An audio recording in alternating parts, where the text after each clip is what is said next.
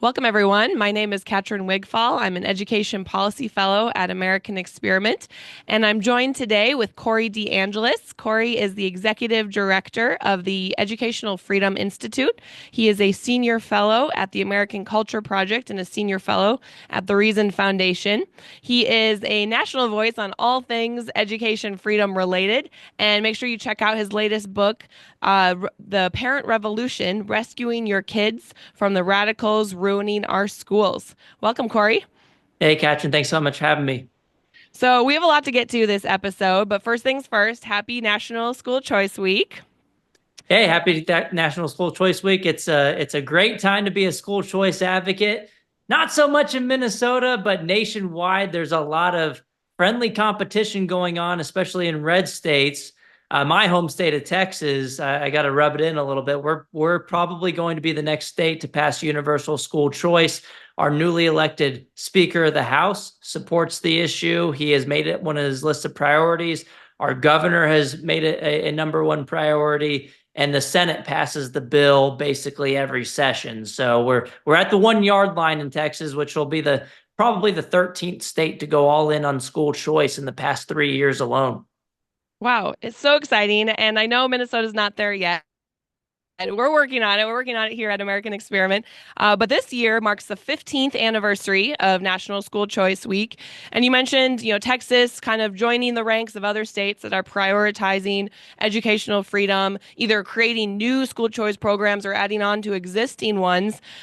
So talk about what this week, as more and more students and families and educators get these options, are able to access the learning environment that works best for them. What does this week mean for them?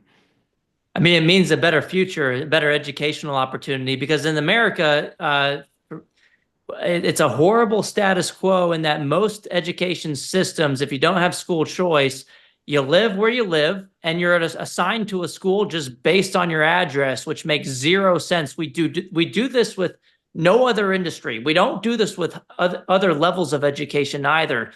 Even with pre-K programs, you can choose the pre-K that works best for your kids. It's not based on your address. I mean, just imagine if you had to be assigned to a government-run grocery store where your food was rotten, you get food poisoning each week, or they had empty shelves and you had no other recourse. You basically had to take what you got.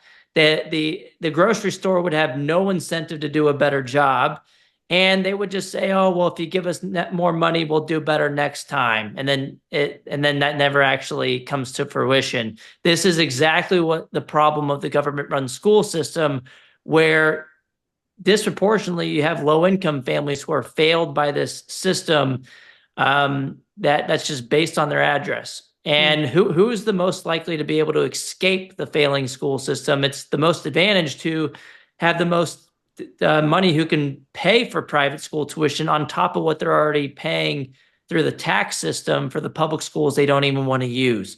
So school choice is an equalizer, allows for more equality of opportunity. It also allows for more competition. The public schools, when they know that they have to listen to parents as customers, they start to listen to them. They don't label them as domestic terrorists, as we saw over the past couple of years with the National School Boards Association tried to bully and silence parents into submission with a letter to Biden, actually, where they said that parents under the Patriot Act, of all things, should be investigated for quote unquote domestic terrorism. The unions always told us that if we just wanted a better public school, we could just go complain to the school board meeting and that they'd listen to us. Well, we saw how that worked out over the past few years. Parents were labeled as evil people. They even had the FBI create a threat tag under Biden to specifically for parents protesting at school board meetings because they didn't like the curriculum. It wasn't aligned with their values. Now, when you have school choice, the school board starts to say, "Hey, maybe I should listen to these people. Maybe I shouldn't label them as evil individuals. Maybe I can work with them, not against them." And so it's a rising tide that lifts all boats. It's obviously good for parents who can take that money that's meant for their kids to a private school, a charter school, maybe even another public school that just happens to be of a higher quality institution, or maybe you can use that for homeschooling expenses too.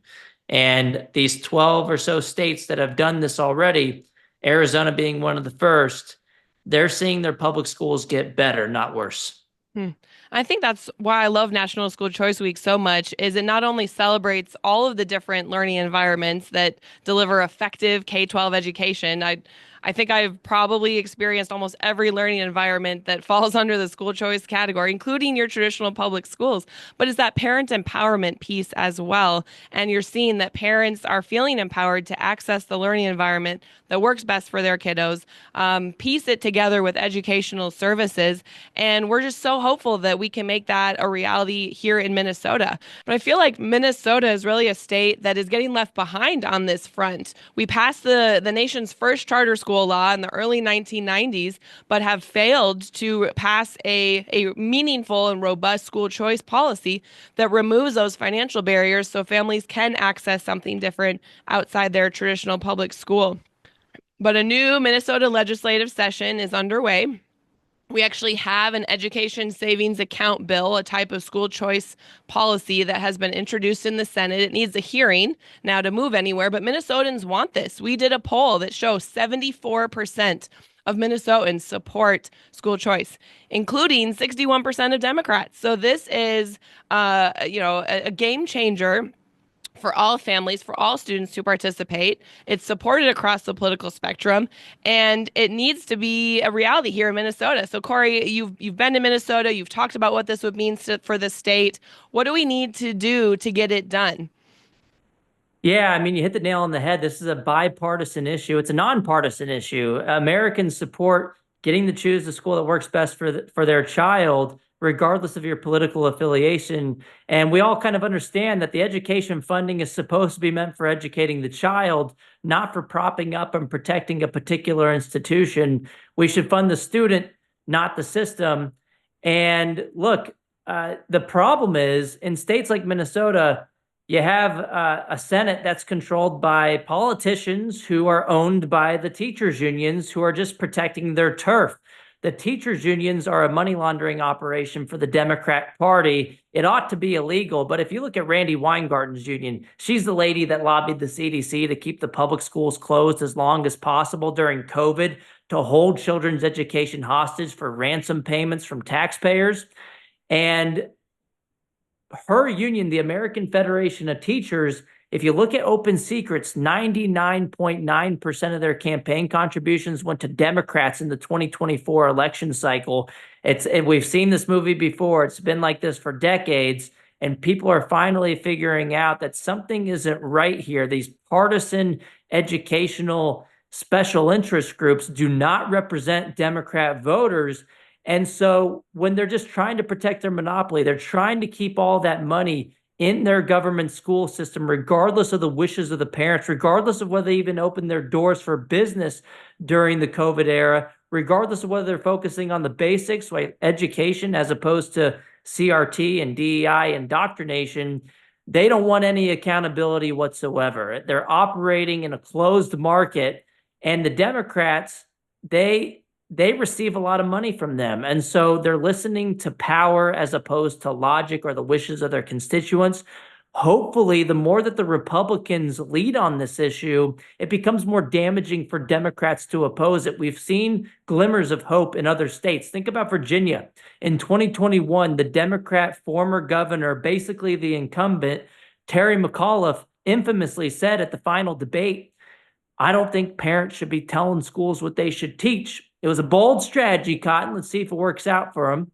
It didn't work out for him. He actually lost. In a state that went 10 points to Biden back in 2020, Glenn Youngkin, the Republican, led on the issue of parental rights and education. He won with education voters, according to CNN exit polling, by 6 points. And guess what? That was the number 2 issue in that election, which basically never happens. Any political scientist in the audience or people who follow politics closely will know that education is typically at the bottom of the list. But if the politicians, elected officials, lead on the issue, make it a campaign promise to empower parents, put them in the driver's seat, well, then one party that's not doing the right thing They are going to bleed votes on the issue like you've never seen before. We saw this with Kamala Harris. Look, going into November of 2024 on election day, Trump was winning the education vote too. I've only seen two polls asking who do you prefer on education, Trump versus Harris, going into election day. They were both conducted by Atlas Intel, which happened to be the most accurate pollster back in 2020. Also in 2024, they correctly predicted that Trump would win all of the 7 swing states. And they asked this question on who do you prefer on education. Guess what? Trump won both of those surveys, nationwide polls on education. And that is a big shift from what we've seen historically. Democrats have typically had a double-digit advantage for decades on the issue of education because guess what? It used to be a conversation about, well, which party's going to throw more money at the problem? It's moved from that towards who's going to empower parents to raise their own kids as they see fit. So there's been a seismic shift to the right. The GOP has emerged as the parents' party, and Trump, according to exit polling, won the parent vote by about 9 points. That was a 15-point shift to the right since 2020 alone. And if the Democrats are smart, they're going to look at these polls. They're going to see parents support school choice. They're going to see what's happening in other states, and they'll start to defect on the issue. And that did happen a couple of years ago, starting with Josh Shapiro. He's the governor of Pennsylvania, very popular guy in Pennsylvania. And he was up in the polling going into his 2022 gubernatorial race when his opponent, Doug Mastriano, the Republican, started calling him a hypocrite on school choice because Josh Shapiro sent all his own kids to private school, went to private school himself. Guess what he did right before the election? He included private school choice support in his education platform. He even went on Fox News as a Democrat, voicing his support for school choice. As recent, he did it in 2023. It was one of the first times that he did that. And Kamala Harris was expected to pick Josh Shapiro. The problem is he was all in for school choice, and the teachers' unions were not going to allow Kamala Harris to do that. And that might have cost Kamala the election. That was a must-win swing state, popular with Pennsylvania voters. You got your governor instead, Tim Walz, the tyrant, who was an AFT member with Randy Weingarten.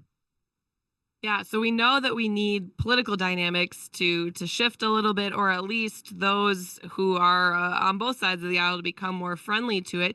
But we also need their constituents to put pressure on them to become friendly about it. So we're actually gearing up for a multi-year school choice campaign push to educate Minnesotans. What is school choice? What isn't it? Because if they can go to their congressperson and say, we want this, this is good for Minnesota, and really mobilize that grassroots effort, I think we'll have some success here, like we're seeing in other states, and like your book talks about with the parent revolution. So we know though that regardless of what constituents want, and regardless of what's good for students and even teachers support, public school teachers support school choice, education savings accounts. The major force against them is the teachers union, and we'll come back to them later. We know they're tired arguments against school choice. They're easy to debunk.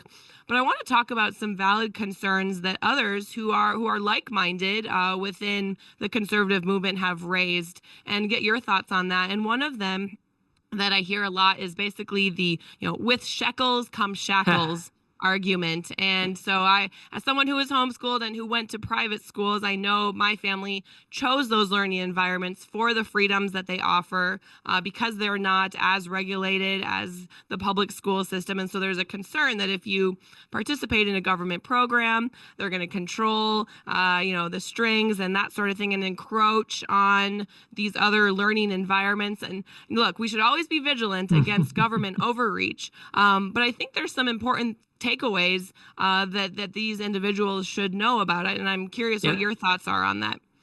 Yeah, look, eternal vigilance is the price of liberty, and guess what? You can get the shackles without the shekels. Government can already regulate private and home education today. They have historically, they do now already without school choice. So you might as well give all families the decision for their own kids whether they want to take the money or not. It's their kids, not yours. No school choice program has ever forced families to accept the funding. So, one, it's all voluntary. But look, government's more likely to regulate private and home education if you don't have people fighting back against that kind of authoritarian overreach.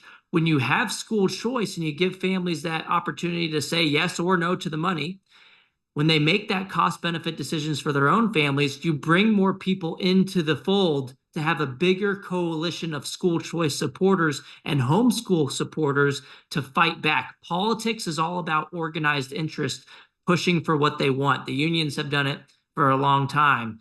Now, with school choice, you allow for this bigger coalition to fight back. I mean, look, we can go over historically in Oregon, for example, they outlawed private education altogether in 1922.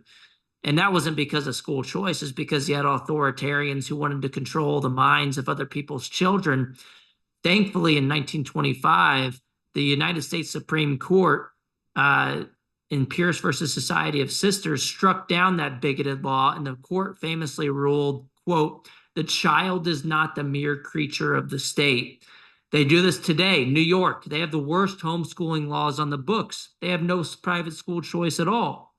That wasn't because of a voucher program or ESA program. That's because you had authoritarians who wanted other people's children to be raised in their worldview as opposed to their parents' worldview. That's the major problem here. And in fact, if you look at the Homeschool Legal Defense Association, they're one of the groups who have actually raised concerns about the potential for regulations and how we got to be wary of that risk.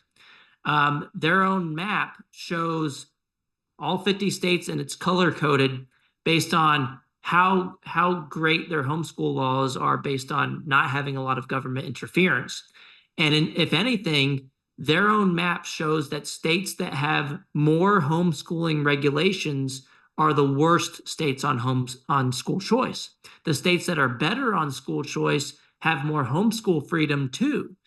And so if the fears were warranted and they came to fruition, you would find the opposite relationship. You would expect to find more school choice, more regulation, but we find the opposite. Think about it. States like New York, Massachusetts, Rhode Island, worst homeschooling laws on the books according to HSLDA, no private school choice. On the other hand, Iowa, Oklahoma, and other reddish states have more homeschooling freedom, and they have universal school choice. And so also, you don't want to make perfect the enemy of the good. This is not utopia. I know people who don't like government interference may not want government involved in education at all.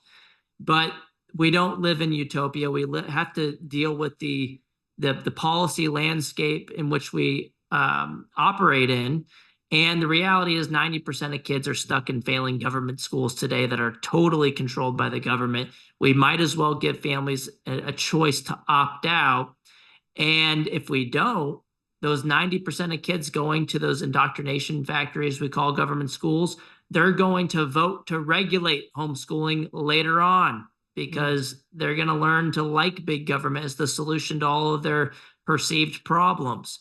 Whereas if you have school choice in the short term, going to schools that align with their family's values, that have more free market principles relative to the status quo, well, you're going to have voters that will be less likely to vote to regulate homeschooling. And last thing I'll say on this is that if you're on Randy Weingarten's side and Joe Biden's side and Kamala Harris's side and not my side and Milton Friedman's side and Donald Trump's side, you're probably not the freedom fighter that you think you are.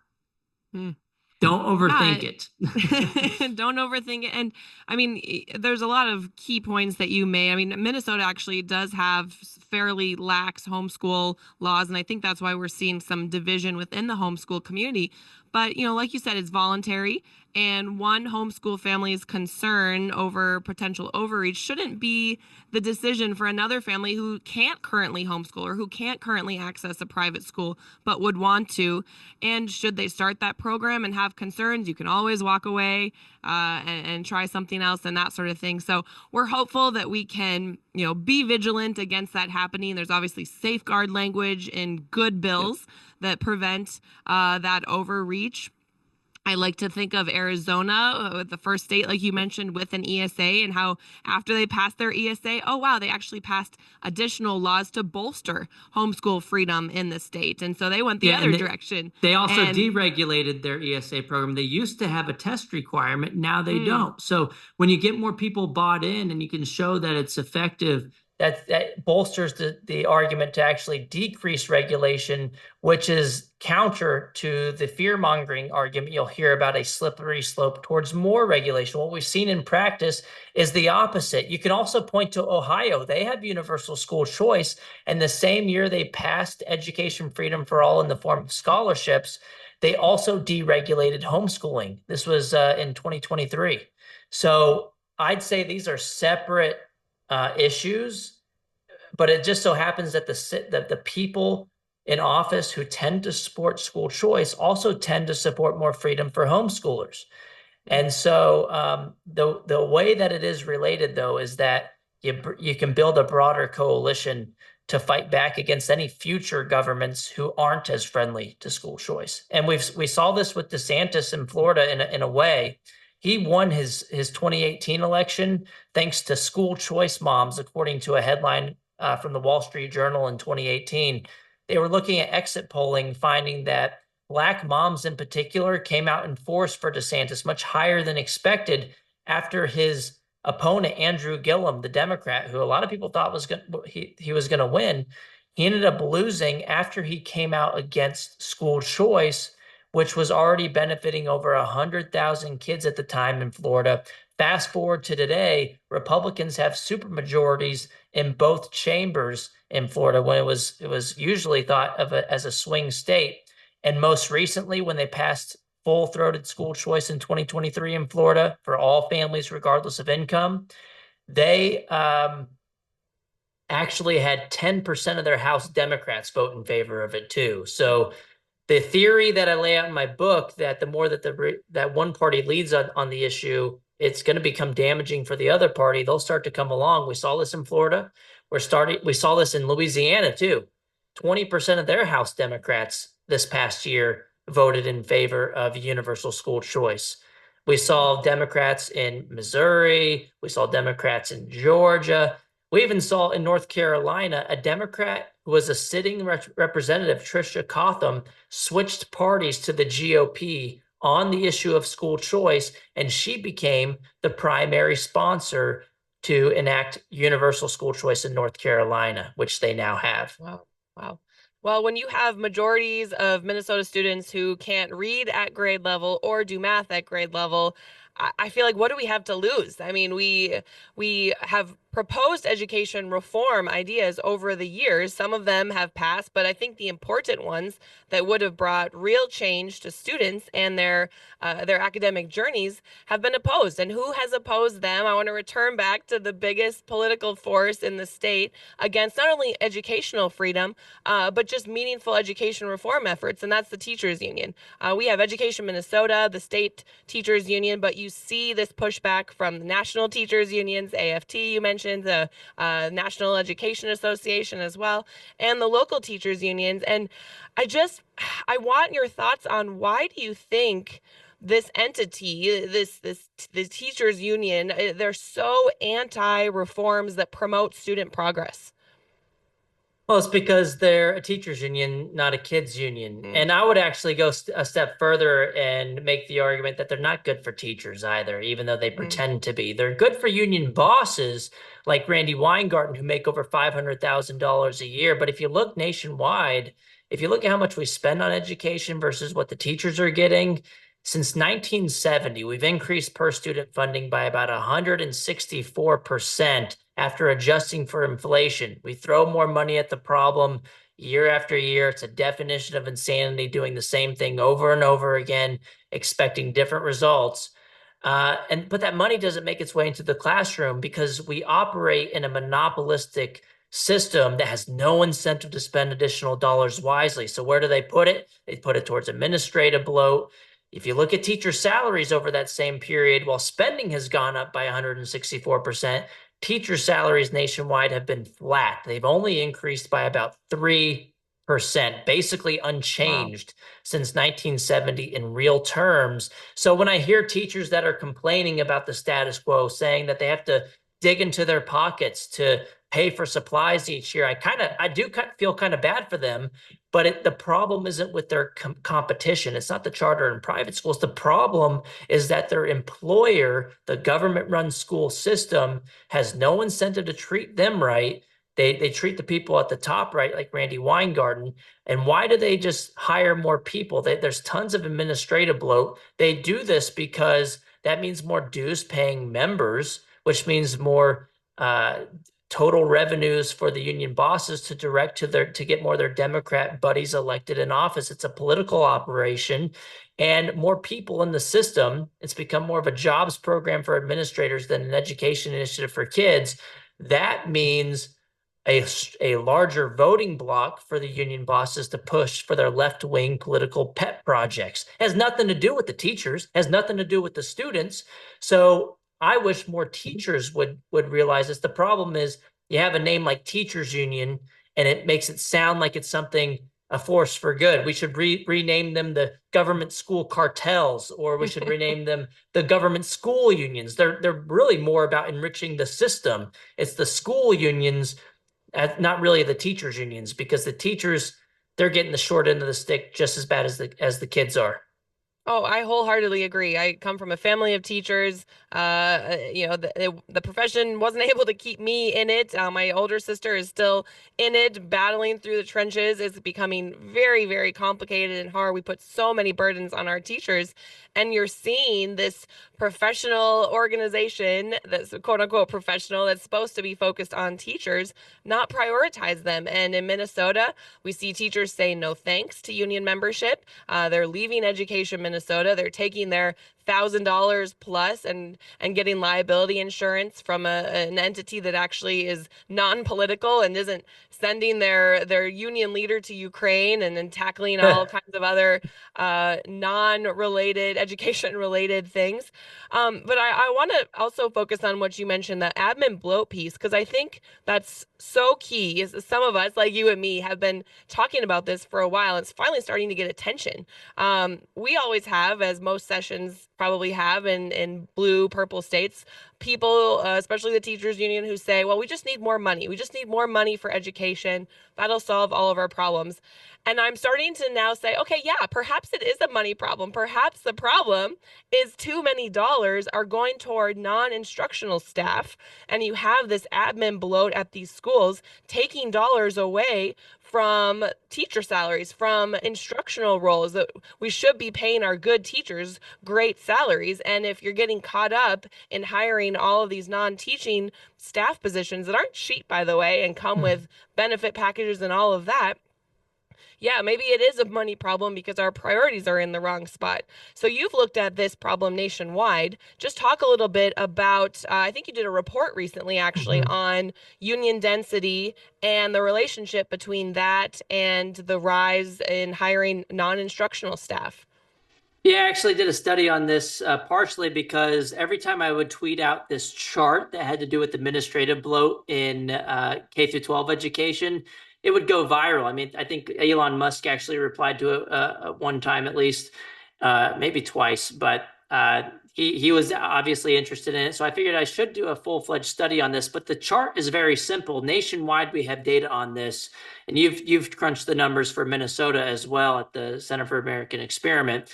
But nationwide, since 2000, the number of students in the system has been relatively flat. They've only increased by about 5%. The number of teachers in the system have increased by about twice that rate, by about 10%. But the number of administrators in the system has increased by about 19 times the rate of student growth, by about 95%. It's ridiculous. And if you zoom into different districts, you can see this, especially in areas that have stronger teachers unions. Look at Chicago, for example.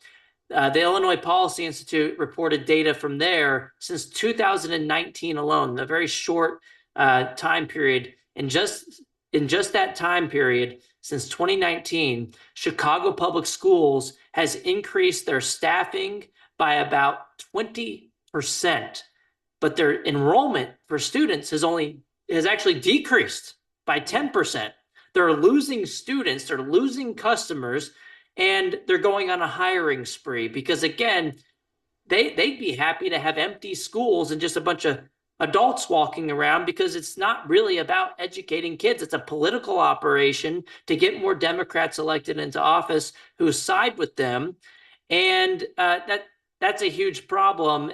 But it really explains why we have flat test scores despite spending more money year after year. Sometimes it actually gets, like in Minnesota, things have gotten worse recently. In the United States, nationwide, and the international assessment just came out called the TIMS.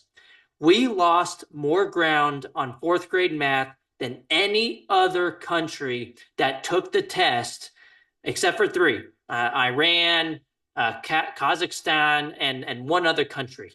But the U.S. lost 18 points on fourth grade math, and we weren't doing well as it was. And we spend more than just about anybody else. We spend about $20,000 a kid nationwide in the government schools, which is 52% higher than average private school tuition on average. And for what? We're doing mediocre at best on math and reading. And in this study, I had a theory that, well, in the places with stronger teachers unions, you would expect more administrative bloat because the teachers unions benefit from an administrative bloat. They get more foot soldiers to fight for political action. They get more revenues for, again, more political action to go to the Democrat campaign coffers.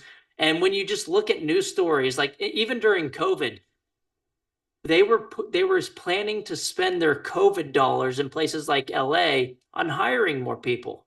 And we've come to find out that that's what they actually did. In LA, I believe the headline was that they were losing about 6% of their student enrollment, but they plan to use their additional COVID funding, their additional budgeted dollars on it was just enormous increase in support staff, counselors, social workers on adults as opposed to the kids. And so in this study nationwide, all else equal, we found in places indeed with stronger teachers unions and more union membership, the student to teacher ratios were ballooned much more in those places. And so come to find out, lo and behold, as we expected, the unions are contributing to this administrative bloat. And the solution, I think, is school choice. You can try a whole bunch of things from the top down and tell them that they can't push for these things, but they usually find their way around these types of laws. In my home state of Texas, for example, we passed a ban on critical race theory, but we found through undercover journalism at Accuracy in Media, we've asked public school administrators on undercover video what they're going to do about it. And a lot of them had just admitted on camera, they didn't know they were being recorded, that they'll just call it something else. Instead of critical race theory, they'll call it social emotional learning. They'll call it student mental health services. They'll just move the goalpost every step of the way, because at the end of the day, when they're behind closed doors, it's really becomes a he said versus she said conversation. And it's really hard to enforce those kinds of laws when there are loopholes. And the better solution, I think that's an okay solution that could help, and it probably does help, but it's not sufficient without school choice. You need to have people being able to vote with their feet to schools that align with their values, and that would incentivize the public school leaders to say, hey, maybe we should not hire so much support staff and administrators, and maybe we should give this money to the teachers because, after all, they're the ones actually teaching the kids, and the parents will be less likely to leave if we offer their children a good product, a good education. And so you'll have less waste through school choice. I think something else too that will come up this session in Minnesota is we're going to hear from school leaders who are approaching the legislature about all of these new mandates that were imposed on them the last couple of sessions and the burden that they place on them to hire non-instructional staff to fulfill those mandates. So even if you have school leaders who are wanting to pay their good teachers more and wanting to make sure that those dollars are getting to the children and doing what they can, they're still, their hands are tied with all of these mandates that are requiring non-teaching roles to fill their DEI departments and ethnic studies departments and that sort of thing. So I think that's something else that legislators are going to have to face is pressure from these school leaders realizing, at least the brave ones who will go and say, this is too much. We need to get focused on the kids. Our kids can't read and do math at grade level.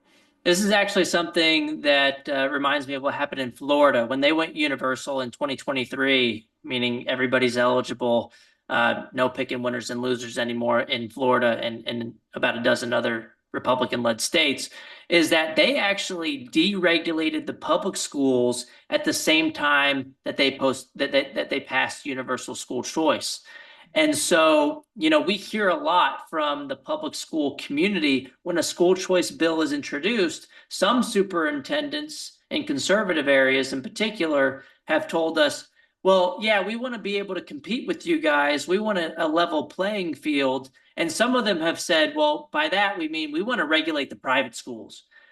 But what Florida did, and usually those amendments do not pass and they don't regulate the private. You don't want to replicate the problems in the government schools and put those onto the private schools because, look, the public school superintendents who say these things, they're not saying, oh, these are great regulations to have. They're making us so fantastic. That's why the private schools should also have these great things. No, they're complaining about them. They're saying, this is making it harder for me to do my job. I want to compete in the open market. So it's only fair if they have to do it too. And so the